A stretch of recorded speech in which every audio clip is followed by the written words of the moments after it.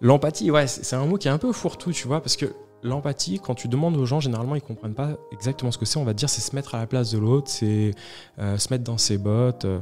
En fait, c'est pas ça. Ça, c'est de la sympathie. Hein. En grec, ça veut dire avec et pathos, sa souffrance.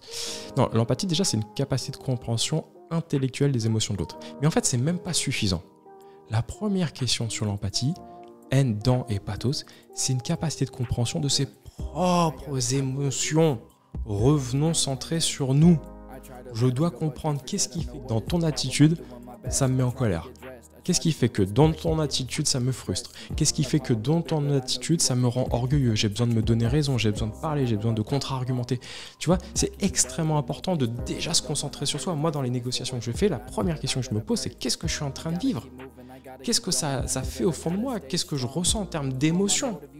Et seulement dans un second temps, je vais me poser la question de qu'est-ce que toi tu es en train de vivre, mais j'ai besoin de me concentrer sur moi.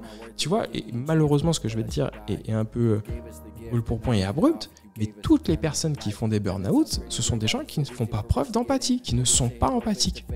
Parce que s'ils avaient été empathiques, ils auraient été en capacité de comprendre ce qui se joue au niveau des émotions. À partir du moment où je nie les émotions, je ne veux pas leur accorder d'importance avec des phrases de « je dois être fort »,« il faut que »,« je n'ai pas le choix ». Donc je nie ces émotions qui ne sont pas positives ou négatives, elles sont désagréables. Mais elles ont forcément une utilité, une émotion ex movare. C'est un messager qui vient frapper à ma porte pour me donner un message. Si je la nie, l'émotion, si elle ne s'exprime pas, elle s'imprime. Et si elle s'imprime, elle me déprime. Et il est là le processus de burn-out, malheureusement.